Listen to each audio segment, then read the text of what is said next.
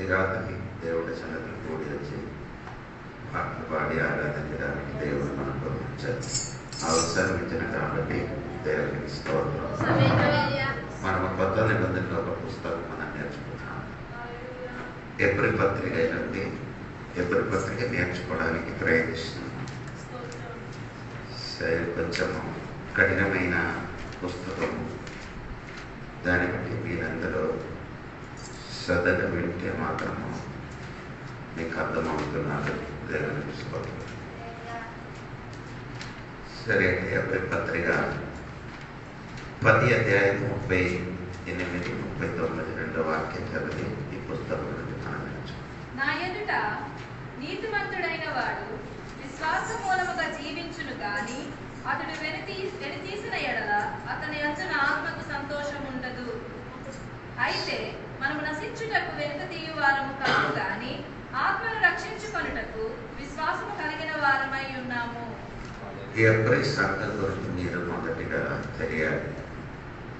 అప్పుడు మీకు ఎందుకు ఎబ్రీ పత్రిక రాశారని మీకు తెలుసు. అది మనం ఇప్పుడు చదివారు 38, 39. వారి వెనక తట్టు తిరిగారని రాయబడింది. వెనక తట్టు తిరిగారంటే ఆత్మీయ జీవితం నుండి వెనక్కి వెళ్ళిపోయింది.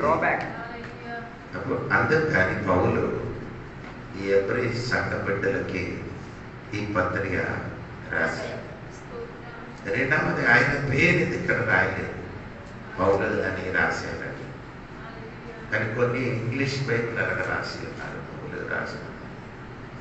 ఎందుకు రాయలేదంటే అది మాకు కారణం. ఈ పౌలు వేరొక బోధ నేర్పించిన ఒక వ్యక్తి అని యూదుల మధ్యలో ఒకటి ఉంది. దాన్ని బట్టి ఈ పత్రిక రాయన పేరు రాయబడలేదు. నీ ఎప్పుడు పత్రిక ఎప్పుడు సంఘానికి రాసారా దాని గురించి మనము నేర్చుకున్నానంటే అపోస్తలుల గారి 2వ అధ్యాయం 41 వచనం చూడండి. అపోస్తలుల కార్యము 2వ అధ్యాయం. కాబట్టి అతని వాక్యం అంగీకరించిన వారు బాప్తిసము పొందిరి. ఆ దినమందు ఇంచుమించు 3000 మంది చేర్చబడి. అదే మీకు అందరికీ తెలుసు. వారందరూ పెంటెకోస్తు దినములో కూడి వచ్చి ఆరాధించుతున్నారు. దాదాపు 120 మంది. అక్కడే పరిశుద్ధాత్మ కుమిరినప్పుడు వారిలో చాలా మందిని మారమనిషి పొందారు. 38 వాక్యం చదివినప్పుడు మీకు పెద్ద కూడా అర్థమవుతుంది. పేతురు గారు చెప్పిన మాట, పేతురు మీరు మారు మనసు పొంది పాప క్షమాపణ నిమిత్తము ప్రతివాడు యేసుక్రీస్తు నామమున బాప్తిసము పొందుడి. అలాగా పవిత్రగా ఈ వాక్య పరిచయం మీరు మారు మనసు పొంది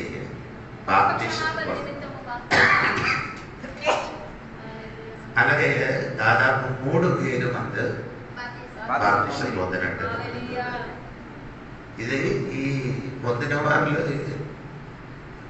సగం యోధులే పొందిన వారు 3000. తర్వాత మీరు 4వ అధ్యాయం 4వ వాక్యం చూడండి. అపోస్తలుల కార్యం 4వ అధ్యాయం 4వ వాక్యం. వాక్యము వినిన వారిలో అనేకులు నమ్మిరి.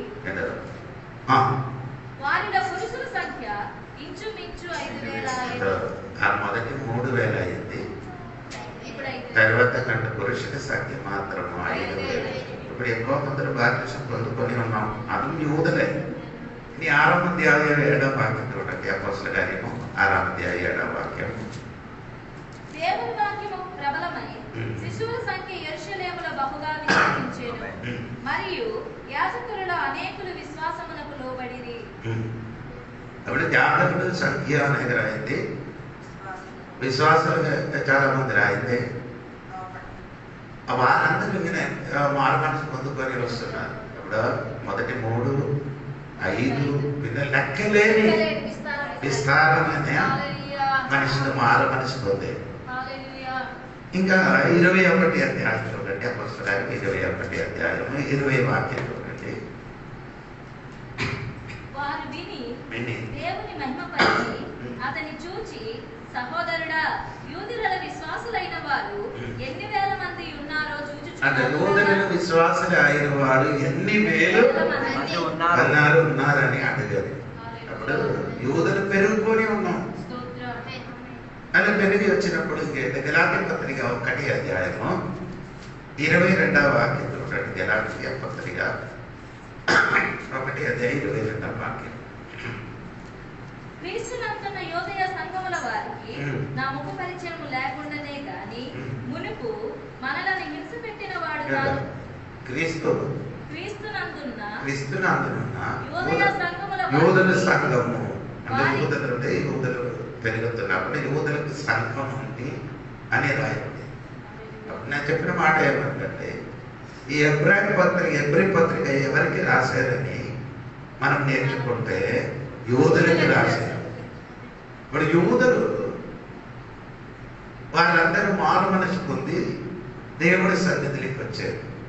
వారి కోసమే ఎబ్రీ పత్రిక రాయబడింది.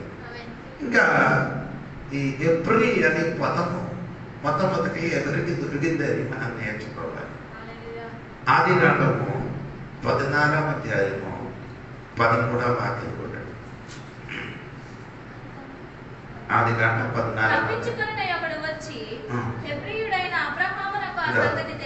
తొలి ఎవరికి పేరు దొరికింది? ఎబ్రీ అనే పదం అబ్రహాముకి పిలవబడింది.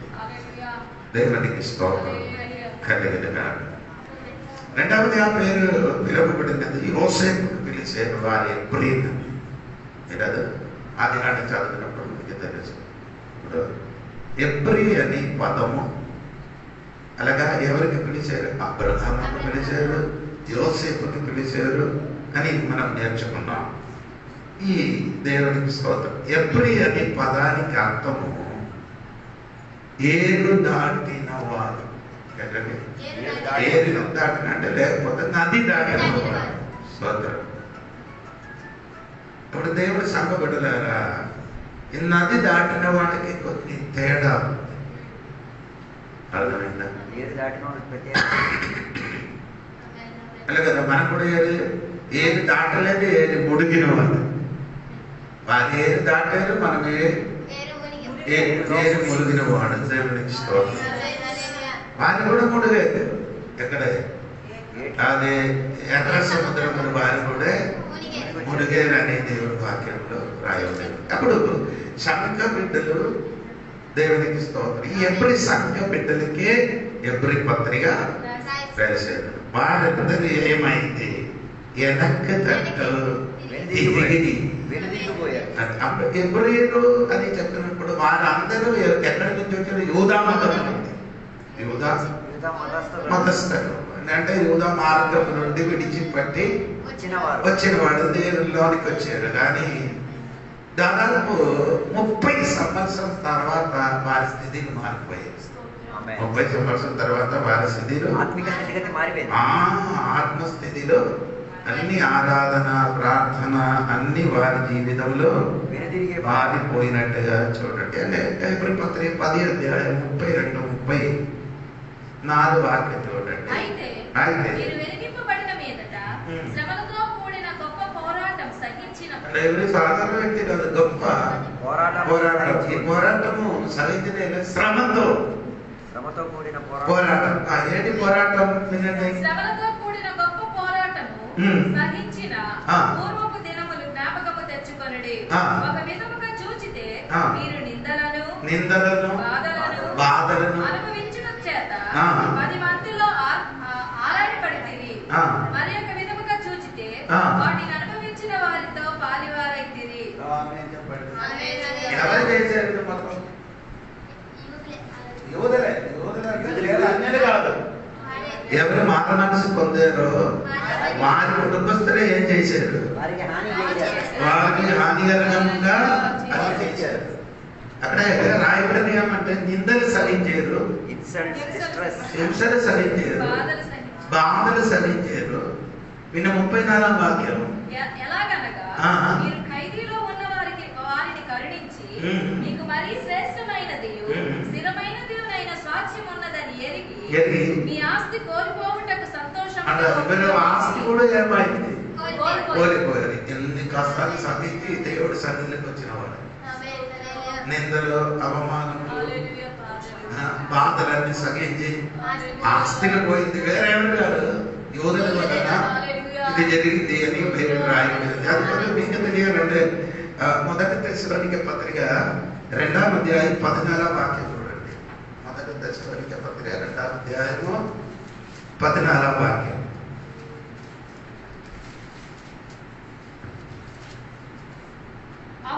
అవును సహోదరులారా, మీరు యూదయలో క్రీస్తు యేసునందున్న దేవుని సంఘములను పోడి నంచుకొనిన వారైతిరి.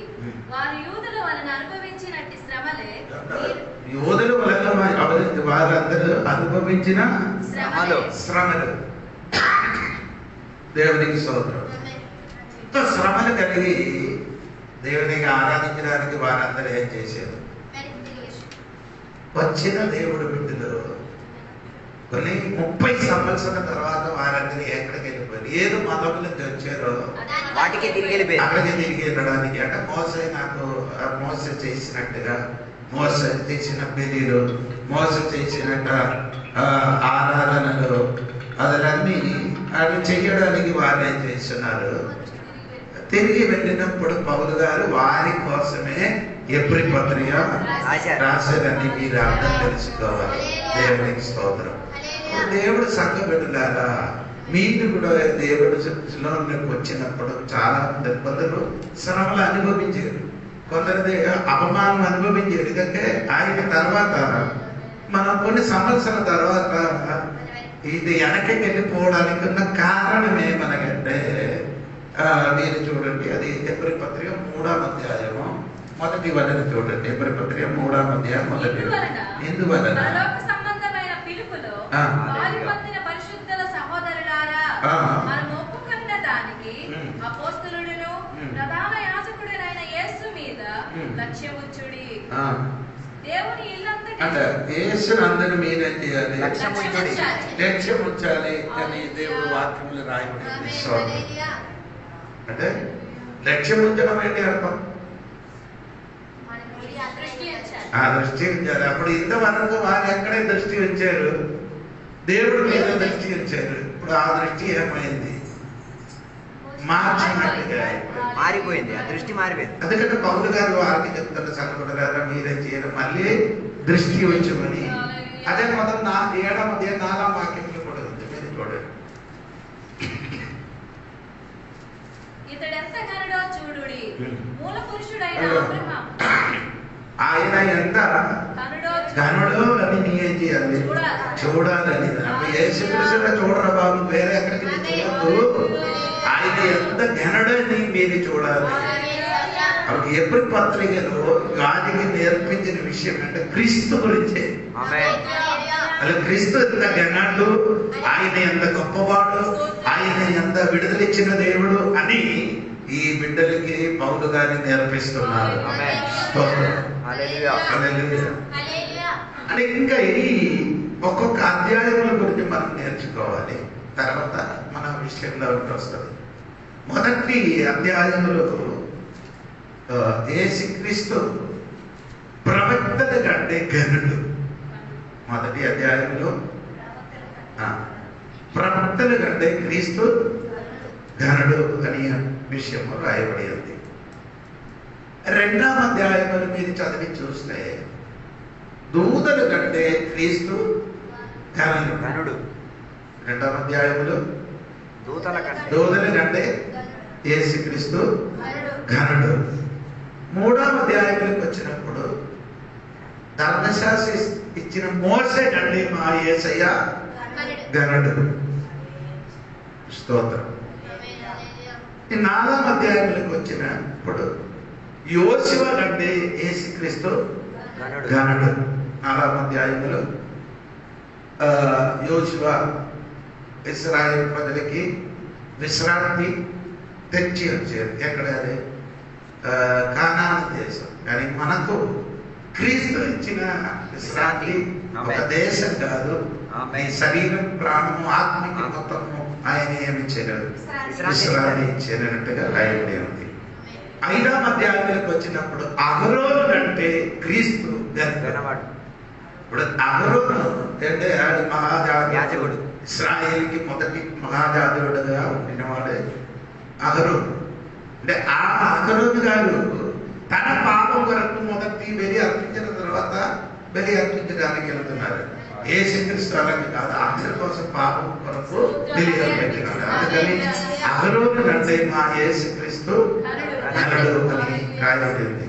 నీ 6వ అధ్యాయానికి నీకు చూస్తే పాత నిబంధనలు ఉన్న నిబంధనల కంటే క్రీస్తు ఘనుడు. పాత నిబంధనలు ఉన్న నిబంధన కంటే క్రీస్తు ఏమండి ఘనుడు దేవునికి. అంటే పాత నిబంధనలు ఉన్న నిబంధన మీకు తెలుసు కదా, దేవునికి స్తోత్రం కలిగిన గాక. ఆ నిబంధన అన్ని మనం 6వ అధ్యాయానికి వచ్చినప్పుడు నేర్చుకున్నాను దేవునికి. అదానికంటే యేసయ్య ఘనుడు. 7వ అధ్యాయానికి వచ్చినప్పుడు మల్కీసెదెకు అంటే యేసయ్య ఘనుడు. 7వ అధ్యాయం 7వ అధ్యాయంలో యేసు మల్కీసెదెకుని కంటే ఘనమైన వాడు. 8వ అధ్యాయంలో పాత నిబంధన ఒప్పందం కంటే యేసయ్య ఘనుడు. ఒప్పందం అంటే మీకు అర్థమైందా? అగ్రిమెంట్. లేకపోతే ఒటోపటి కంటే యేసయ్య ఏం చేసినాడు ఘనుడు అని రాయబడి ఉంది. 9వ అధ్యాయంలోకి వచ్చినప్పుడు గూడారం అంటే యేసయ్య ఘనుడు. గూడారం, ప్రత్యక్ష గూడారం. ప్రత్యక్ష గూడారం అంటే యేసయ్య ఘనమైన వాడు. 10వ అధ్యాయంలోకి వచ్చినప్పుడు బలి కంటే బలిలు కంటే యేసయ్య ఘనమైన వాడు అని తెలియాలి దేవునికి స్తోత్రం. 11వ అధ్యాయంలోకి వచ్చినప్పుడు విశ్వాస వీరుడు కంటే యేసయ్య ఘనమైన వాడు అని రాయబడింది దేవునికి స్తోత్రం. 12వ అధ్యాయంలోకి వచ్చినప్పుడు హేబేలు రక్తం కంటే యేసుక్రీస్తు ఘనుడు అని రాయబడి ఉంది దేవునికి స్తోత్రం. 13వ అధ్యాయంలోకి వచ్చినప్పుడు యూద మతం కంటే యేసుక్రీస్తు ఘనుడు స్తోత్రం. ఇదక్కడ మన ఎబ్రీ పత్రికలున్న సారాంశం స్తోత్రం. వీటిలో నుండి మనం ఏం చేయబోతున్నారు, నేర్చుకోవడానికి వెళ్తున్నారు. అప్పుడు మేము చెప్పిన ఏమంటే వారందరూ వెనక్కి తిరిగి వారందరూ ఏం చేశారు, వెనక్కి తిరిగిన కాబట్టి వారిలో ఉన్న కొన్ని గుణములు వెనక్కి వెళ్ళిపోయిన కాబట్టి వారెళ్ళగా 5 కూడా మీరు చూడండి. 1 ఎబ్రీ పత్రిక 12వ అధ్యాయం 1 వచనం చూడండి. 1 ఇంత గొప్ప సాక్షి సమూహము మేఘము వలె మనల్ని ఆవరించి ఉన్నందున మనము కూడా ప్రతి భారమును. సరే, 1 వారు ఎప్పుడు వెనక్కి వెళ్ళిపోయిందో అప్పటి నుండి ఏమైంది, మైండ్ సెట్, మనసు సరి, మైండ్ నీ బుర్ర పని చేయలేదు. బుర్రకి ఇప్పుడు ఏమైంది, భారం. అవును కదా, నాకు భయంకర బరువుగా ఉంటుంది. ఎందుకనగా అది దేవునిలో నుండి దూరంగా వెళ్ళినప్పుడు నువ్వు బుర్ర పని చేయదు. దీని ముందు కనుక కాదు, ఫస్ట్ దేవుడి దగ్గరికి వచ్చినప్పుడు శ్రమలు, హింసలు, ధనం నష్టం అన్ని కలిగినప్పుడు బుర్రానికి ఏం రావలేదు. బుర్ర బాగా పని చేసేవాడు.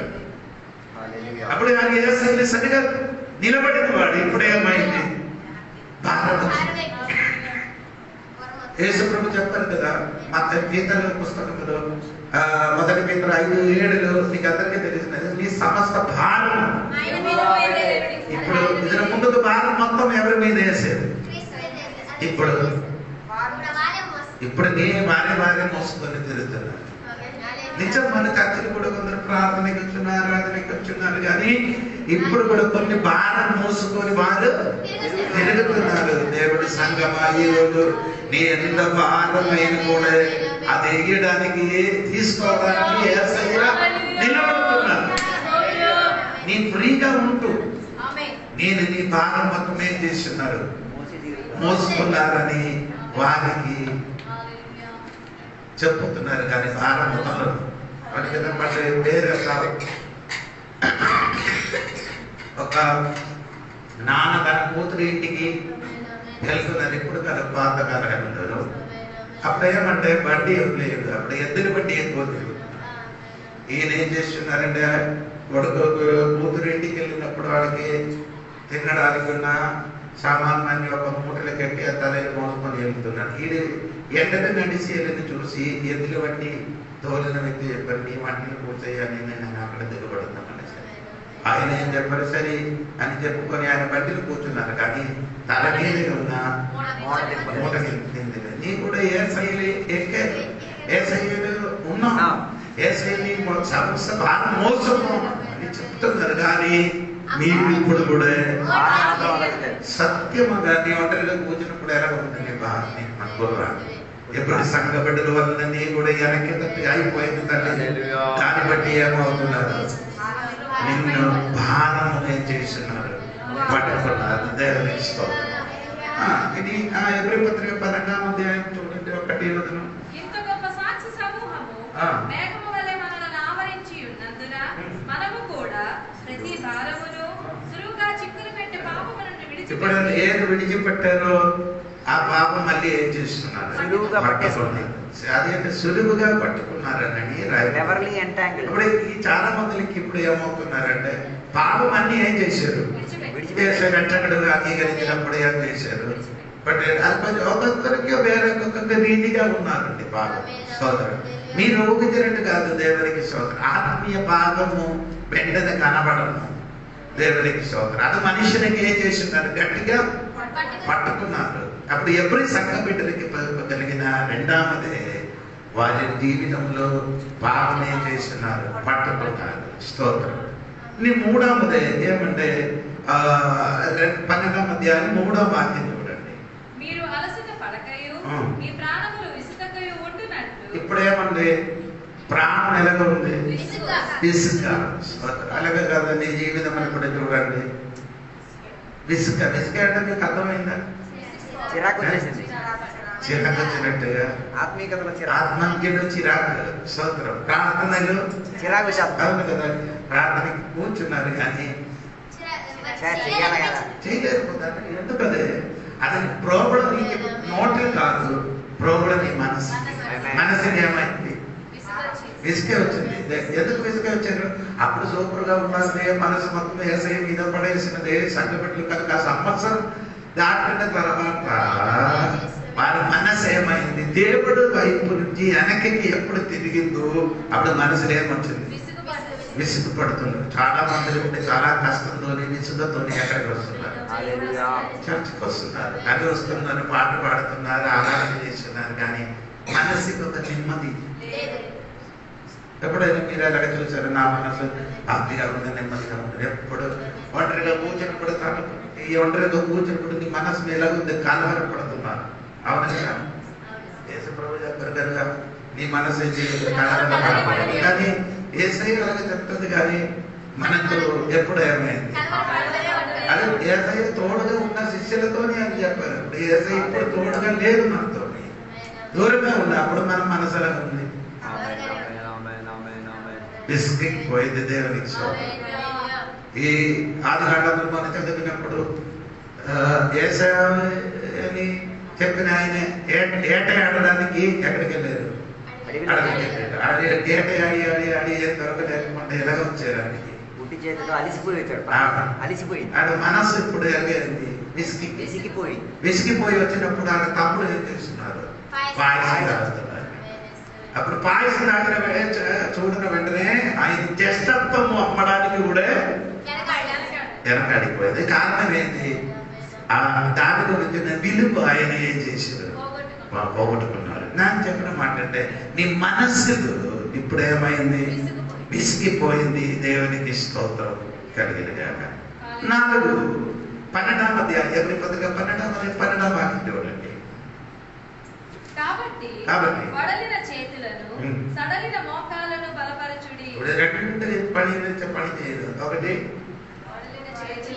చేతి పని చేయలేదు, మోకాలు. ఇప్పుడు ఎలాగంది మోకాలు ప్రార్థన, చప్పట కొట్టడం ఎలాగంది, మెల్లగా కాదు. అప్పుడు మీరు పాట పాడినప్పుడు, అప్పుడు పాట పాడినప్పుడు గట్టిగా చప్పుడు కొడుతూ ఉండేవాళ్ళు. కొడుతూ ఉండేవారు. ఇప్పుడు ఏమైంది? ఇప్పుడు కొట్టలేదు. ఇప్పుడు చప్పడ కొట్టిన విషయం కాదు ఇక్కడ. వారికి ఇప్పుడు చేతితోనే దీని ముందుకు వారు పోరాటం చేసిన వాడు. దీని ముందుకు ఏం చేసినారు?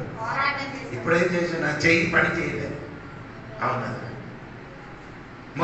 కీర్తనలు అలాగే ఒక మాట 35 ఏళ్ళు కాదా కీర్తన రాసిన వ్యక్తి చెప్పిన మాట.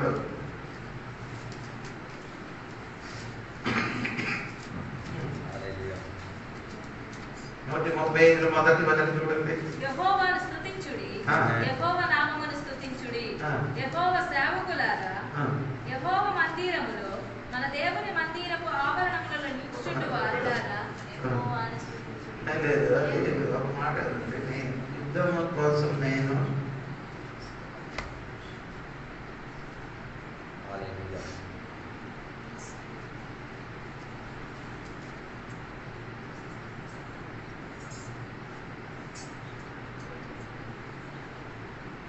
ఆత్మజ్ఞానం మొదటి వచనం.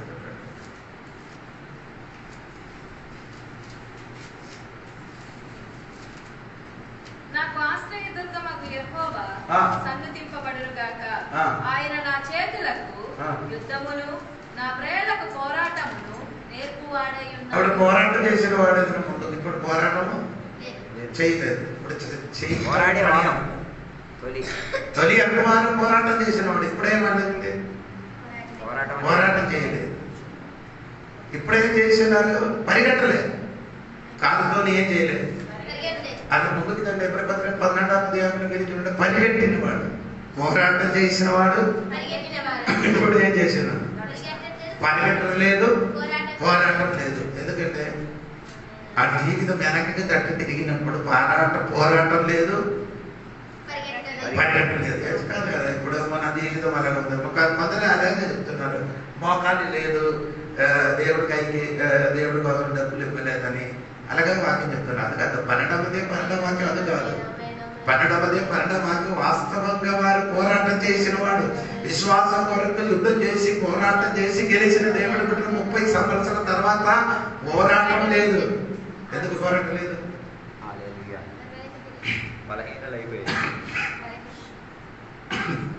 అంటే ఇప్పుడు నేను తెరవాకి ఉంటాను. ఇప్పుడు అది చర్చ దగ్గర కోడిపాము. ఫస్ట్ మనం అక్కడికి వెళ్ళినప్పుడు కోడిపాము కప్పు భయంకరంగా వచ్చి మనం చేసినాడు.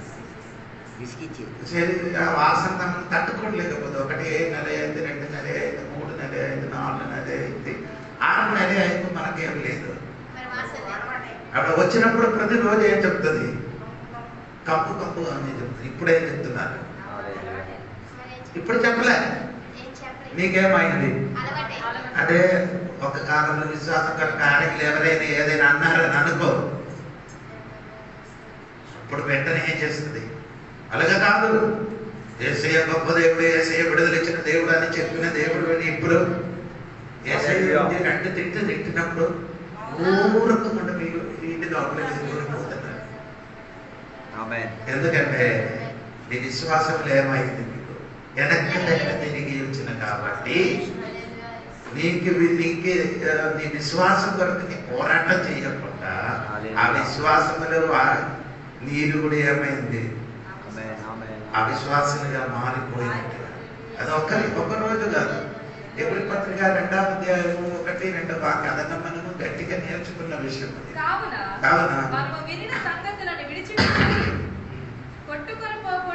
అదే ఇదే ప్రాబ్లం. విశ్వాసంలో ఏమవుతున్నారు? కొట్టుకొని పోవడం అంటే అది ఇంగ్లీష్ డ్రిఫ్ట్ అవే అలలో మెల్లగా ఒక్కసారి వెళ్ళిపోయిన వెంటనే తెలిసిపోతుంది. నేను ఇప్పుడు ఒక ఓడ సముద్రం నుంచి ఒక్కసారి కరెంట్ వచ్చి కొట్టుకుంటుంటే వెంటనే ఓడకి తెలిసిందా నన్ను తీసుకొని మెల్లమెల్లి అంటే తెలియదు. వెనక్కి వెళ్ళిపోయిన ఒక్కరోజు కాదండి. అదే మనం నేర్చుకుంటే లోతు గురించి మీకు అందరికీ తెలుసు కదా. 13వ అధ్యాయంలో లోతు ఏం చేశాడు? సోదరు కుమారుని చూశాడు. ఫస్ట్ అదే చేశాడు. దేవుని తోటలాగా ఆయన కనిపించింది. ఆ తర్వాత ఏం చేశారు? మెల్లిమెల్లిగా గుడారం అంటే ఆ గూడాన్ని మెల్లమెల్లి అక్కడ తీసుకునేది. తర్వాత వెళ్తారు, అక్కడ ఆ ఊరికి అక్కడ నేను నివసించేది.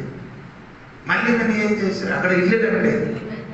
మళ్ళీ ఏం చేశారు? అక్కడ ఊరికి పెద్ద మనిషి అయ్యాడు. దేవునికి స్తోత్రం. ఇప్పుడు నేను చెప్పిన అంటే విశ్వాసం కొరకు నీ ఏం చేయాలి? తొలిని ఎలాగా వచ్చిందో దాని కొరకు పోరాటం చేయాలి, పోరాడాలి. నీ చెయ్యుడు యుద్ధం చేయడానికి విశ్వాసం కొరకు పోరాడాలి. నీ కాలు పరిగెత్తాలి. నీ విశ్వాసం ఏం చేయాలి? పరిగెత్తి. ఆ 12వ వాక్యం ఒకసారి చూడండి. 12వ అధ్యాయం. కాబట్టి మరియు పుట్టికాలు వెనకక. ఇప్పుడు మీకు అర్థమైందని నేను చెప్పిన కరెక్టా లేదని? ఎలాగంటే కాదండి, అదే చెప్తే డిసేబుల్డ్ నీస్. మరి తొలి బాగా నడిచేవారు, ఇప్పుడు కుంతుపోతున్నాడు. ఏమైంది? చూడండి, ఇప్పుడు కాలు ఎలాగ ఉంది? గుండి కాలుగా మారిపోయింది. అప్పుడు స్పీడ్ గా నడిచిన వాడు ఇప్పుడు ఏం చేయలేదు, అన్నిట్లో స్లో. పరిగెట్టడం మారింది. ఎప్పుడు పరిగెట్టినాడు? 12వ పరిగెట్టలేదు. పరిగెట్టినవాడు పరిగెట్టుకుంటే తర్వాత పరిగెట్టిన వాడు ఇప్పుడు ఏమైంది? 12వ వాక్యంలో వచ్చింది. 12వ మోకాలు లేదు. ఇప్పుడు 13వ వాక్యంలోకి వచ్చినప్పుడు ఏమైంది? అయిపోయింది. మారుకొని ఉన్నారు విశ్వాసం. సరే అండి, దేవునికి స్తోత్రం. 5వ విషయం, 5వ అధ్యాయం 11వ వాక్యం చూడండి. ఎప్పుడు పత్రిక 5. ఇందును గూర్చి మేము చెప్పవలసినవి అనేక సంగతులు ఉన్నవి గాని మీరు వినుటకు మందులైనందున. వినే దాంట్లో మందత వచ్చేసింది. ఒకటి తలకి ప్రౌఢ వచ్చింది, 2 కాలుకి ప్రౌఢ వచ్చింది, 3 చేయికి ప్రౌఢ వచ్చింది. అరిక ఇప్పుడు ఎక్కడ హెయిర్ పని చేయలేదు, మందత హెయిర్ ఏం చేయలేదు, హియరింగ్ పని చేయట్లేదు. శోధన కలిగిన వెనికిది కరెక్ట్ కాదు. అవును కదా? Hard hearing. ఇక్కడ వచ్చి కూర్చున్నప్పుడు మనం అనుకున్నారు, కూర్చున్నప్పుడు సొంతగా వింటున్నారు అనుకున్నాను. కానీ ఎక్కడే ఉందని ఏదో చెప్పారు, ఏంటి చెప్పారు అలాగే తెలియదు. మీకు అందరికీ తెలియాలంటే మీరు ఇప్పుడు చెప్పినదాన్ని వచ్చిన క్లాసులు వచ్చి అడిగితే సరిపోతుంది. ఎంత మందతో ఉందో పర్సెంటేజ్. అంటే చెవికి మందత సాతాను అదే చేస్తున్నారు. అవును కదా? సాతాను ఏం చేస్తున్నారు?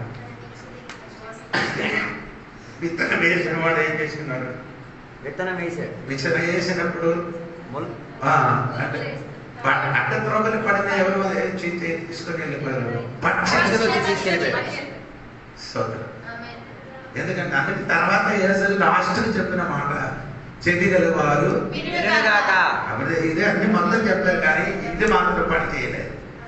ఎవరి చక్కబిడ్డలకి చెవి పని చేయలేదు, సరిగా వినబడం లేదు. దేవునికి స్తోత్రం. సరిగా వినబడలేదు కాబట్టి ఏంటి? ఆ 11వ వాక్యం ఒకసారి కూడా చదవండి. 11వ వాక్యం. ఉన్నారు కానీ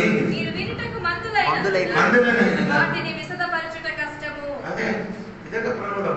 హార్డ్ టు ఎక్స్ప్లెయిన్. నేను అదే ఏం చేయాలి, ఏం చేయలేకపోతున్నారు. అది నీకు చెప్పి బోధించలేకపోతున్నాం. మీకు అర్థం చెవుకున్న మీరు చెవులకు మందత కలిగినందుకు అది వివరించి చెప్పలేవాలి. వివరించడానికి చెప్పడానికి కష్టం. అది మాత్రం కాదు, ఏంటండి 12వ వాక్యం. For you are already professors. For you should be professors. అంటే అర్థం చూసుకుంటే ఈ సంఘానికి నీకు కూడా కాపాడి అవ్వాలి. కానీ చెవికి ఏమైంది? మందత వలన దేవుడికి సాతాను చెయ్యిన మెయిన్ పని అది. ఎందుకు? నీకు దేవుడు వాక్యం సరిగా వినడానికి వెళ్ళదు. అది సరిగా వింటూ ఉంటే నీలో విత్తనం ఆ వాక్యం ఫలిస్తుంది. దాన్ని బట్టి సాతాను ఏం చేస్తున్నారు? వినిపోవడానికి వెళ్ళలేదు. దేవుడు వాక్యం సరిగా వినడానికి లేదు. నీ సరిగా వాక్యం వినడానికి చూడండి. నేను ఎప్పుడు చూశానంటే దేవుడికి మొన్న లక్ష్మీవారం అప్పుడే క్లాస్కి వెళ్ళి అక్కడ నేను కష్టపడి జ్వరంతో ఉండి క్లాస్ చెప్పినప్పుడు ఒక అమ్మాయి ఏం చేస్తున్నారు అమెరికన్ పాపతో ఆడుతున్నారు. పాపతో ఏం చేశాను ఆడుకుంటున్నారు. నేను ఆడు మైండ్ నేను చూసుకున్నారు సోదరు కలిగిన ఇక్కడికి వచ్చినది ఒక గంట. ఎక్కడే చర్చికి వచ్చిన ఒక గంట. బాకి మిగిలిన గంట మొత్తం ఎక్కడ తిరుగుతుంది? నీ చెవి ఎక్కడికి ఇచ్చారు? లోకానికి. లోకాల స్వరూపు వినడానికి, లోకాల మాట వినడానికి చెవి అన్నీ ఇచ్చారు. కానీ ఈ ఒక్క గంట దేవుడు వాక్యం వినడానికి చెవి ఏం చేయలేదు, పెట్టలే. దేవునికి సోదరు. అది ఎందుకంటే చెవికి ఏం చేస్తున్నారు? సమూహలకి మీరు చూడండి, సమూహల గ్రంథంలో మీరు చదివినప్పుడు ఏది దగ్గరే సమూహలు పడుకున్నారు. అప్పుడు సమూహలే అని పిలిచినప్పుడు ఈ స్వరం ఎవరు వినలేదు? ఏది వినలేదు. ఎందుకు వినలేదంటే 3వ అధ్యాయం 1వ వాక్యం చదివినప్పుడు మీకు అర్థం అవుతున్నారు. 1వ సమయంలో 3వ అధ్యాయం 1వ వాక్యం చూడినప్పుడు మీకు అది అర్థం అవుతున్నారు. బాలుడైన సమూయేలు ఏలీ ఎదుట యెహోవాకు పరిచర్య చేయుచుండెను. ఆ దినములలో యెహోవాకు ప్రత్యక్షమగుట అరుదు, ప్రత్యక్షము తరచుగా తటస్థించుట లేదు.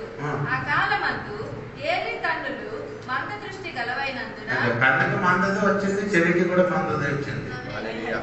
స్తోత్రం. అప్పుడు ఒకడు అంటే ఒక చోటకి పడుకున్నారు ఇద్దరు. ఎవరు? సమూహేలు ఉంది, ఏలి ఉంది. కానీ సమూహంలో విలువైనది ఎవరు వినలేదు. ఎందుకంటే చెవి పోయిందంటే మందత వచ్చింది. కాబట్టి కొందరు దేవుడు స్వరం ఇప్పుడు కూడా వినబడలేదు. అందుకని ఎప్పటి సంఘ బిడ్డలకి వెనక్కి వెళ్ళిపోయిన కాబట్టి ఏ చెవికి ఏమైందండి? మందం వచ్చిన కాబట్టి వారు ఇప్పుడు కూడా ఏం చేయలేదు. ఆరామదే వారికి సంబంధించిన మనం ఇప్పుడే చదివిన వాక్యం రండి. దేవునికి సోదరు. ఎబ్రీ పత్రిక 5వ అధ్యాయం 12వ వాక్యం. కాలమును బట్టి చూచితే మీరు బోధకులుగా ఉండవలసిన వారై ఉండగా దేవోక్తులలో మొదటి మూల పాఠములను ఒకడు మీకు మరలా బోధించవలెను. తర్వాత మీరు పాలు త్రాగవలసిన వారే గాని బలమైన ఆహారం తినగలవారు కారు. మరియు పాలు త్రాగు ప్రతి వాడును శిశువే పసిపిల్లోడు అయిపోయాడు, సంటి బిడ్డ అయిపోయాడు. అంటే 12వ వాక్యం చూసినప్పుడు మీరు చూసారు కదా. అంటే ఇప్పుడు ఏమవ్వాలి? బోధకులుగా మారాలి. ఇప్పుడు కూడా ఎలాగొంది? సోదరం. ప్రొఫెసర్ అవ్వాలి. ఎల్కేజీ కానీ ఇప్పుడు కూడా విశ్వాసాలండి. అంటే నేను చెప్పిన పక్కన ఒక 5, 10, 12, 20, 30 సంవత్సరం వచ్చినప్పుడు నీ ఎదగాలి. ఎలాగా? వాక్యంలోనికి తిని మీరేం చేయాలి? ఆత్మిక భోజనం తిని ఎదిగి వెలపడడం మాత్రం కాదు, ఒక బోధకుడుగా బోధించడానికి ఉన్న బోధకుడుగా మారాలి. ఇప్పుడు బోధకుడుగా మారలేకపోయింది. ఇప్పుడు ఎలాగ ఉంది? ఇప్పుడు ఎప్పుడు ఏదో కావాలి. సో వీళ్ళు ఎంత పెద్దది అయినా కానీ పాలు తాగుకొని ఉండే అమ్మకి ఎప్పుడు ఏమవుతుంది? అమ్మకి అర్థమైపోయింది. పిల్లలు పెరిగి లేదని ఎల్లప్పుడు ఏమవుతుంది? అంగవైల్యం ఉన్న పిల్లలు అంటాడు. పిల్ల పాలు తాగుతున్నారు కానీ ఏమవలే, శరీరం బలం ఎదగలేదు. కాబట్టి ఇప్పుడు ఎలాగవుతుంది? పసిపిల్లోడు అవ్యక్త వలన ఉందండి. అవి ఇప్పుడు కూడా అవి ఇక 35 సంవత్సరాలు అలాగ కూర్చుంటే ఎలా ఉంది? పసిపిల్ల లక్షణం. మన విశ్వాసాలు కూడా సగం మందిని ఎలా ఉంది? ఎప్పుడు 30 సంవత్సరం అయింది, సంఘం స్టార్ట్ అయ్యేది. ఎప్పుడు ఎలా ఉంది? అప్పుడు కూడా ఇప్పుడు కూడా చిన్నపిల్లడే. బలమైన ఆహారం అవుతుంది. బలమైన ఆహారం అవుతుంది. అరగదు, తినలేరు. అది తింటే ఏమవుతుంది? ఘనమైన వాక్యం చెప్తే ఏమవుతున్నారు? 7 రోజు ఎలాగని సోదరు. అదే ఈ శిశు కాదు. ఇప్పుడు ఆత్మీయ జీవితంలో శిశువు ఉండొచ్చు. అదే ఒక కాలం. ఎప్పుడు అది పీతర్ గారు చెప్పినది కరెక్ట్. అది ఏంటండి? 1 Peter 2వ అధ్యాయంలో చదివినప్పుడు ఎప్పుడు శిశువు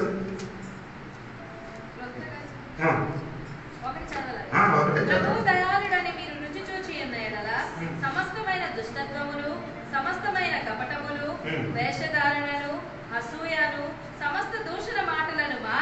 కొత్తగా జన్మించిన శిశువులను పోలిన వారై సోదరు ఇప్పుడు ఎలాగ ఉండాలి? కొత్తగా జన్మించిన న్యూబోర్న్ బేబీస్. శిశు పోలిక. దేవునికి సోదరం. కొత్తగా జన్మించిన మారు మనసు పొందినప్పుడు మీరు ఎలా ఉండాలి? ఓ లార్డ్,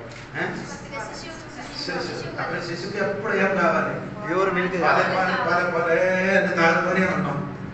శిశువు ఎప్పుడు అదే కోరుకున్నారు. ఇది కొంచెం వయసు పెద్దగా అయిన తర్వాత ఇంకా పాలు నీకు తాగకూడదు. ఏం చేయాలి? బలిష్టమైన ఆహారం. బలమైన ఆహారం. అవును కదా?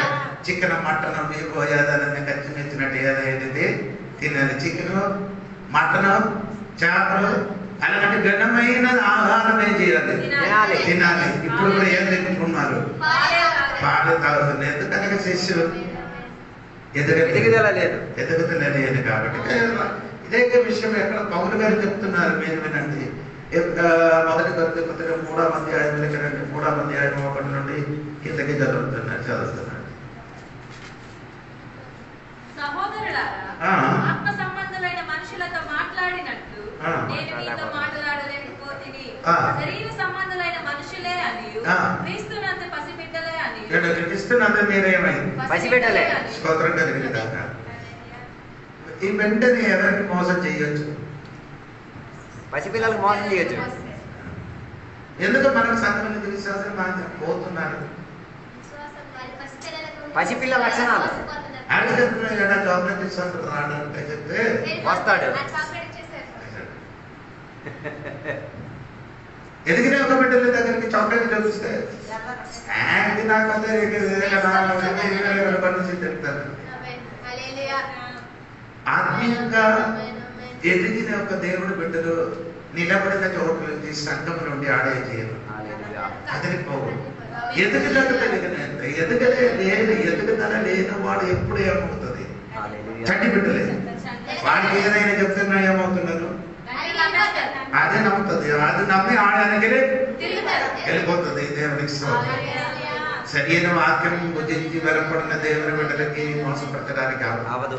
ఏదైనా చెప్పుకొని నిన్ను తిప్పి ఇప్పుడు పసిపిల్లలుగా ఇక్కడ పసిపిల్లలుగా ఉంది. ఎందుకు ఆడికి సండి బిడ్డలు అయిందంటే 3వ వాక్యం చూడండి. 3వ వాక్యం శిశు అవ్వడానికి ఉన్న కారణమేనండి. ఎప్పుడు వెచ్చి ఈ శిశుకి అభికి ముట్టితే అని వెంటనే ఏడ్చేది. ఏడ్చి మన చెప్తున్నారు నన్ను తడిమారు. అభి ఏడుస్తాను. రాత్రి అది చేయను చూపించరండి అంటే చెప్పిన కాబట్టి అది అభి ఏం చేశాను ఏడ్చి అదే విధంగా అదే చెప్పిన మాట మోహన్ గారికి చెప్పినాను. ఆడు నవ్వుకొని వెళ్ళిపోతుంది. ఎందుకంటే నీ వయసుని చిన్నదా కాబట్టి ఇదే విధంగా విశ్వాసాన్ని మారకూడదు. మీ లోనికి ఏముంది? ముందు జలసి. అది భయంకరవాది. అది క్యాన్సర్. వాక్యం ఉంటుంది. నీ అమ్మక్కలకి అది క్యాన్సర్ వలన తినేస్తుంది.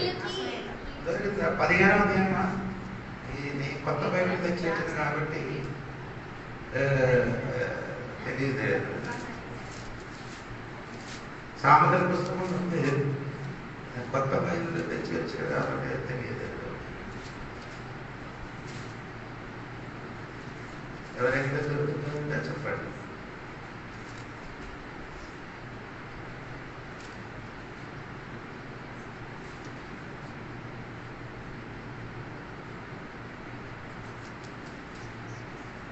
మూదింటి ఎట్లాను మూదింటి ఎట్లాను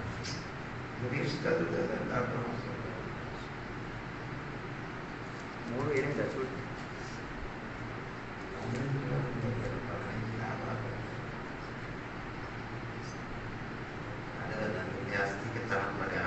ఆస్తి గ్రహించబోతుందని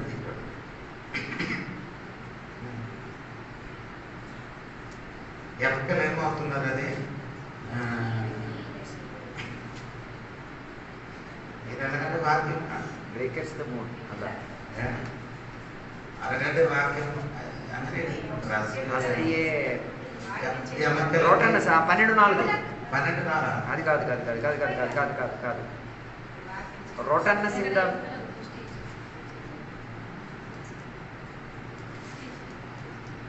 కాబట్టి నేను సమయం పోతున్నారు కనుక వచ్చిన వారం నేను చెప్తాను ఆ వాక్యం మీకు చూపిస్తాను, చదివిస్తాను. హల్లెలూయా.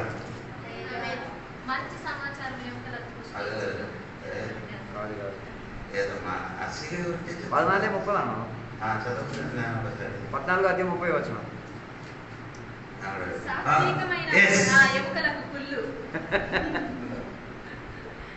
మత్సరము ఎముకలకు పుల్లు. అదే అక్కడ మత్సరము అని రాయబడినట్టుండే నా బలిపడలేదు. ఏంటంటే రాయబడింది అసూయ. jealousy will rot your bones. Jealousy will ఎముకలకు ఏమవుతుంది? కుళ్ళు చేసేది, అంటే క్యాన్సర్ కుళ్ళు తెప్పించేది. అందుకని నేను చెప్పినండి అసూయ మనలో నుండి మారాలి. అది భయంకరం. యోసేపుని చంపడానికి సహోదరులు ప్రవర్తించారు. అంటే మీరు అనుకున్నారు సహోదరులు మాత్రం, సహోదరులే లేదని అనుకున్నారు. పుట్టుంటేనే యోసేపుకి 10 సహోదరులు హృదయంలో కూడా ఏమొచ్చింది? అందుకని ఆయనకి చంపడానికి ప్రయత్నించారు. ఎందుకంటే అసూయ వచ్చినట్టు నీకే లేనిది నాకు ఉన్నది యోసేపు కూడా ఆటోమేటిక్ ఏమొస్తుంది? సో అది నీ తొలి ఆయనకి ఏం చేయాలి? దాని మీదకి జయం పొందుకోండి. దేవునికి ఇప్పుడు నేను చెప్పిన మాట ఏమంటే ఈ శిశువుగా ఉండడానికి ఉండకూడదండి, మీరేమావాలి? పెద్దలుగా మారాలి. 7వ విషయం కూడా చెప్పి ఆ భాగం పుడిస్తున్నారు. ఎబ్రీ పత్రిక 5:13 వాక్యం. మరియు పాలు త్రాగు ప్రతి వాడును శిశువే గనుక నీతి వాక్య విషయములో అనుభవము లేని వాడై ఉన్నాడు. వాక్యం doctrinally inexperienced and unskilled. అప్పుడు 7వ వారికి ఉన్న ప్రౌఢ రండి, దేవునికి స్తోత్రం. వారే చేయని దేవుని వాక్యం సరిగా ఆహారంగా తీసుకోలేదు. దేవునికి స్తోత్రం. ఒక విషయం నేను మీకు చెప్తున్నాను, ఈ వాక్యం సరిగా గ్రహించిన వాడు ఒకవేళ తప్పులు పడిపోయినా అనుకో, వేరొక రోజు ఏమవుతుంది? అది తిరిగి వస్తుంది. ఏది వాక్యం ఎప్పుడు ఎక్కడ ఉంది? హృదయంలో ఉన్న కాబట్టి నేనేం చేయను, ఆ వాక్యం ఉన్న కాబట్టి నీ ఎక్కడ తప్పుడు మార్గం వెళ్ళిపోయిన కాదు అని అనుకో. ఎప్పుడైనా ఒక దినములు నీకు తిరిగి రావడానికి ఛాన్స్ ఉంది, అవకాశం ఉంది. దేవునికి స్తోత్రం. సరే, ఇది మనము ఎవరి పత్రికలకే రండి. దేవునికి స్తోత్రం. ఈ పత్రిక రాయబడిన సమయం రాయబడిన క్రీస్తు పూర్వము 68 పుస్తకం రాస్తారు. ఏంటంటే 68. అప్పుడు దేవాలయం ఉన్నది. యెరూషలేము లేకుంది, దేవాలయం ఉంది. అప్పుడు దేవాలయం ఎప్పుడు ఇరిగింది? 70 క్రీస్తు పూర్వం 70 దేవాలయం పగలగొట్టారు. ఆయన ముందుకు ఇది రాశారు. మీరు ఎబ్రీ పత్రిక 10వ అధ్యాయం మొదటి వచనం చూడండి. 11వ వాక్యం చూడండి. మరియు ప్రతి యాజకుడు దినదినము సేవ చేయుచు పాపములను ఎన్నటికి తీసివేయలేని ఆ బలులనే మాటి మాటికి అర్పించుచు ఉండును. వారందరూ అప్పుడు వెళ్ళి నిలబడుతున్నారు. ప్రతి యాజకుడు నిలబడి బలి అర్పిస్తున్నారు. అప్పుడు కూడా ఏముంది? దేవాలయం ఉంది. అప్పుడు కూడా యాజకుడు ఉన్నది. అప్పుడు కూడా బలి ఉంది. దేవునికి స్తోత్రం. అప్పుడు ఆయన అర్థం ఏమనగంటే, ఇది రాసినప్పుడు యెరూషలేములో ఏముంది? ఓకే. పౌలు గారు రాసిన విషయం గురించి పీతరు చెప్పిన మాట వినండి. 2 పీతరు 3వ అధ్యాయం 15-16 వాక్యం. మరియు మన ప్రభువు యొక్క దీర్ఘశాంతము రక్షణార్థమైనదని ఎంచుకొనుడి. అలాగూ మన ప్రియ సహోదరుడైన పౌలు కూడా తనకు అనుగ్రహింపబడిన జ్ఞానము చొప్పున మీకు వ్రాసి ఉన్నాడు. వీటిని గూర్చి తన పత్రికలన్నిటిలోనూ బోధించుచున్నాడు. అయితే వాటిలో కొన్ని సంగతులు గ్రహించుటకు కష్టమైనవి. అది ఎప్పుడు పుస్తకం పేతురు గారు చెప్పుతున్న పౌలు గారు రాసిన కొన్ని సంగతులు గ్రహించడానికి కఠినమైనది, కష్టకరం. అది ఏది పుస్తకం అంటే ఎబ్రి పుస్తకము, ఎఫెసీ పత్రిక, 2 పత్రిక పౌలు రాసిన అన్నిటికంటే కష్టకరమైన పుస్తకం. అందుకని నేను తొలి మీకు చెప్పాను, శ్రద్ధగా వింటే మాత్రమే ఈ వాక్యము అర్థమవుతున్నా. ఎబ్రి పత్రిక, దేవునికి స్తోత్రం. ఈ పుస్తకం మనం నేర్చుకున్నప్పుడు ఎక్కడెక్కడి వరకు వెళ్ళాలి? ఆది కాండము రావాలి, 2 నరగం కాండములకి రావాలి, 3 లేవియా కాండములకి రావాలి, 4 సంఖ్యాకాండములకి రావాలి. ఇది ఈ పుస్తకములన్నీ మనం ఏం చేయాలి? వెళ్తే మాత్రమే ఈ పుస్తకం అర్థం తెలుసుకుంటాం. దేవునికి స్తోత్రం కలిగినగా. అప్పుడు నేను చెప్పిన ఈ పుస్తకములు తెలియడానికి కష్టకరము. ఇంకా నేను చెప్పిన మాట, దేవునికి స్తోత్రం, ఈ పుస్తకంలో కొన్ని హెచ్చరిక మాట ఉంది. వార్నింగ్. ఏమండి? వార్నింగ్ మీకేమో తెలుగులో హెచ్చరిక. స్తోత్రం. ఏంటంటే ఇప్పుడు మీరు ఈ ట్రాన్స్ఫార్మర్ ఉంది కదా, అక్కడ ఏంటి? డేంజర్ అని రాయబడింది, ప్రమాదం. అది ఎందుకంటే ఇప్పుడు అది రాయబడం లేదు. నేను అక్కడ చిన్నప్పుడు ఉండినప్పుడు ఎక్కడ ట్రాన్స్ఫార్మర్ ఉంది అక్కడే ప్రమాదం అని రాయబడింది. అలాగా ఈ ఎబ్రి పత్రికలు 7 ప్రమాదకరమైన విషయం చెప్తున్నారు. ఎబ్రిలో విశ్వాసులకి 7 ప్రమాదకరమైన విషయం చెప్తున్నారు. దేవునికి స్తోత్రం. అది ఒకటి మాత్రం ఈరోజు నేర్చుకున్నాం. దేవునికి స్తోత్రం. ఏంటండి? ఎబ్రి పత్రిక 2వ అధ్యాయం 1, 2, 3, 4. ఎబ్రి పత్రిక 2వ అధ్యాయము 1 నుండి 4 వరకు. కావున ఇప్పుడు నేను ఇప్పుడు చెప్పిన మాటకి ఎలాగ హెడ్డింగ్ రాయాలి? మీరు ఎలాగ రాయాలి? ప్రమాదం, 7 ప్రమాదము అలాగ రాయాలి. ఇక చదవండి. విన్న సంగతులను విడిచిపెట్టి వాటి యందు మరి విశేష జాగ్రత్త కలిగి ఉండవలెను. ఎందుకనగా దేవదూతల ద్వారా పలకబడిన వాక్యము స్థిరపరచబడినందున ప్రతి అతిక్రమమును అవిధేయతయు న్యాయమైన ప్రతి ఫలము పొంది ఉండగా ఇంత గొప్ప రక్షణను మనము నిర్లక్ష్యం చేసిన ఎడల ఎలాగ తప్పించుకున్నారు? అట్టి రక్షణ ప్రభువు బోధించుట చేత ఒకటే ఆరంభమై దేవుడు తన చిత్తానుసారముగా సూచన క్రియల చేత 2 సూచన క్రియలు, మహత్కార్యముల చేత మహత్కార్యములు, నానా విధముల అద్భుత క్రియలు. అవును కదా? అద్భుతముల చేతను. స్తోత్రం. ఈ 4 కార్యములు కన్నా ఈ వాక్యం చెప్పింది. ఏదండి? మీరు ఇప్పుడేంటి ఇక్కడ కొట్టుకొని పోకూడదని, నీ జారి పోకూడదని పౌలు ఈ ఎబ్రి సంఘ బిడ్డలకి చెప్పినది ఏమనగంటే, ఇది నేను చెప్పినది అయితే కాదు, పర్లేదు, ఇక్కడ చెప్పినది ఎవరైతే దేవునికి దేవుడు స్టార్ట్ చేశాడు. అవును కదా? యేసయ్య స్టార్ట్ చేశాడు. రెండవది 3వ వాక్యంలో రాయబడిన ఏమంటే దేవుడు సూచన క్రియలు చేశాడు. మూడవది ఏమైతే మహత్కార్యములు.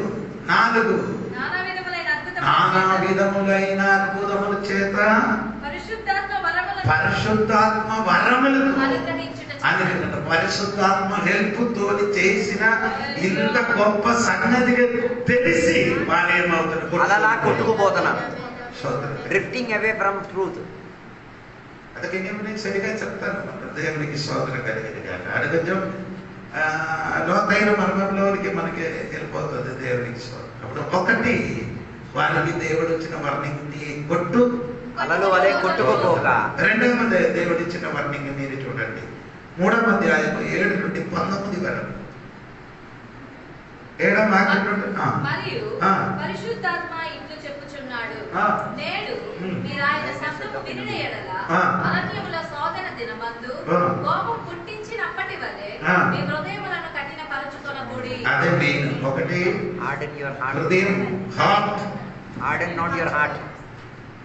దేవుడు చెప్తున్నారు, నీ హృదయం ఏం చేయకూడదు, కఠినపరచుకోకూడదు. అవును కదా? హృదయం కఠినం అవుతున్నారు. ఫరోను హృదయం ఎవరు కఠినపరిచారు? దేవుడు. ఇంకా చదివినప్పుడు పరమోను తన హృదయం ఏం చేసి కఠిన పరిచేసుకున్నాడు. కఠిన పరిచరా అంటే దేవుడికి స్తోత్రం కలిగిన హల్లెలూయా. ఒక విషయం ఉంటే అందరూ ఇప్పుడు కూడా ఏం చేస్తున్నారు? అదే కాఠిన్యం. కఠినపరుచున్నారు. ఎందుకు కఠినపరుచున్నారు? హల్లెలూయా. ఆయన స్వరం వినకుండా, వినడానికి ఇష్టం లేకుండా ఏం చేస్తున్నారు? హృదయం కఠినపరిచారు. అదే అది ఇప్పుడు చదివిన ఆ వాక్యం ఎక్కడి నుండి తెచ్చి వచ్చారు? ఓ జీసస్. 7వ వాక్యం. ఇప్పుడు మనం 3లో 7వ వాక్యం. అదే పౌలు గారికి చెప్పినది ఎవరి పుస్తకములు కాదది. నిర్గమకాండం అది 95 కీర్తనలు తెచ్చి వచ్చిన వాక్యం. అవును కదా? మనం అక్కడ 95 కీర్తనలు దాన్ని ఆ వాక్యం నేర్చుకున్నప్పుడు చెప్తానండి. అది కొంచెం ప్రత్యేకమైన పదకొండుగా ఉంది. దేవుడికి స్తోత్రం. 7 8 వాక్యం చూస్తే చెప్పు. ఆరణ్యమందు మెరీబే అంద మాసా దినమందు మీరు హృదయం ఏమైంది? చెప్తున్నాడు. మెరీబా కలహం తెచ్చిన చోటు. మెరీబా అంటే జలం. మెరీబా జలం దగ్గర వారే చేశారు. నీళ్ళు దగ్గరే. అక్కడ నీళ్ళు వచ్చినప్పుడు వారా మెరీబా దగ్గర వచ్చిన దేవుడికి విరోధంగా మాట్లాడింది. అక్కడ హృదయం ఏమైంది? కఠినపరుచుకున్నారు. స్తోత్రం. నేను ఒక్క విషయం చెప్తున్నాను. ఎప్పుడు ఏడిసిన వాడికి చూడండి, ఆడి జీవితం బాగుంటుంది. హల్లెలూయా. ఏడలేని వాడికి భయపడండి. ఆమేన్ ఆమేన్ ఆమేన్. ఏడిన వాడికి నీకు భయపడకూడదు. ఎప్పుడు ఆడ మనసు ఏర్పడుతుంది, కడుగుతూనే ఉంటాడు. కడుగుతూనే ఉంటుంది. కన్నీరు రాని వాడిని జాగ్రత్త పడాలి. అర్థమైందా? దేవుడి వాక్యంలో రాయబడి ఉన్నట్టు ఇరిగి నరిగి కింద హృదయములకు దేవుడు సమీపస్తుడు. ఎప్పుడు ఏడుపులో ఉంటుంది. హల్లెలూయా. బాగుల మనకి చూడండి, ఆయన కన్నప్పుడు ఎలా ఉంది? ఎరుపు ఎందుకంటే అది ఎప్పుడు ఏడుచుకొని ఎప్పుడు చూస్తున్నా. మరి దేవుని సంఘబిడ్డలకి ఎప్పుడు ఏడుపు వచ్చిన ఒక మనసు కలిగి ఉండాలి. హృదయం ఏం చేయకూడదు, కఠినపరచకూడదు. దేవుని స్తోత్రం. ఎందుకంటే హృదయం అన్నిటికీ నీ ఆశీర్వాదం వచ్చే చోట నీ హృదయమే. దేవుడు బైబిల్ అనగా రాయబడిన హృదయం కానీ మనం వస్తుంది. దేవునికి స్తోత్రం. మనిషికి దేవునికి స్తోత్రం. హృదయం కఠినపరచకూడదు. దేవుడు వాక్యం విన్ని విన్ని విన్ని విన్ని విన్ని ఏం చేస్తున్నారు? విన్నప్పుడు ఏమవలేదు. మనసేమలే ఒక రాజు సుట్టితో రాజుకి మళ్ళీ మళ్ళీ కొట్టితే ఒక రోజు ఏమో ఖచ్చితంగా ఏమవుతుంది? పగిలినట్టుగా నీ దేవుడు వాక్యం విన్నప్పుడు పగలడానికి నీ హృదయములు సమర్పించండి. నీ హృదయం అలిగినట్టుగా వేదనపడినట్టు కన్నీరు కాదు.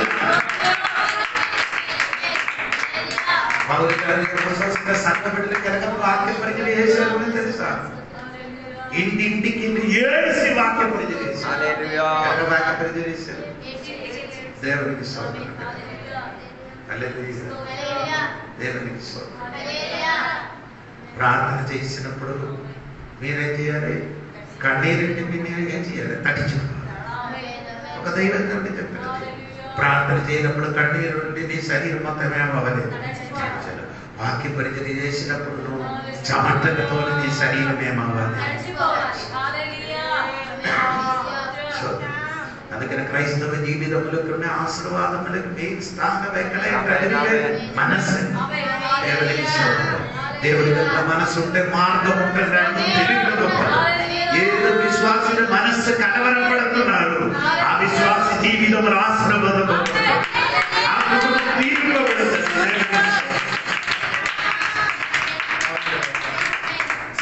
ఏడిసిన వాడు చూసుకొని ఏం చెప్తుంది? ఎప్పుడు ఏడ్చుకున్నాడు అంటే ఏడ్చిన వాడు ఎప్పుడు దొంగ అని చెప్తున్నాడు. అన్నీ దృష్టి దేవునికి ఎప్పుడు ఏడిసినంత దేవుడి బిడ్డలు ఉంటున్నానుకో ఆడి జీవితంలో ఎప్పుడు మార్పులోనికి ఆడు వస్తున్నాడు. దేవునికి ఎప్పుడు సంఘ బిడ్డలకి చెప్పడానికి మనస్సు ఏం చేయకూడదు, ఈ రాత్రి మనసు కఠినపరచాలి. మనసు ఏం చేయాలి? నరిగిన హృదయ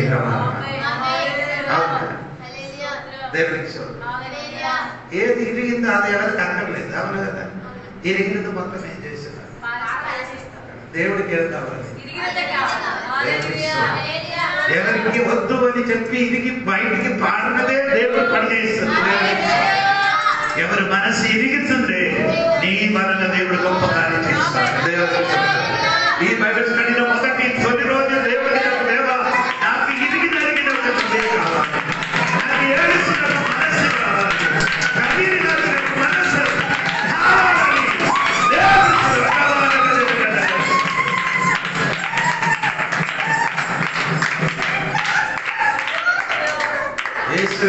దేవుడు చూసి ఏం చేశారు?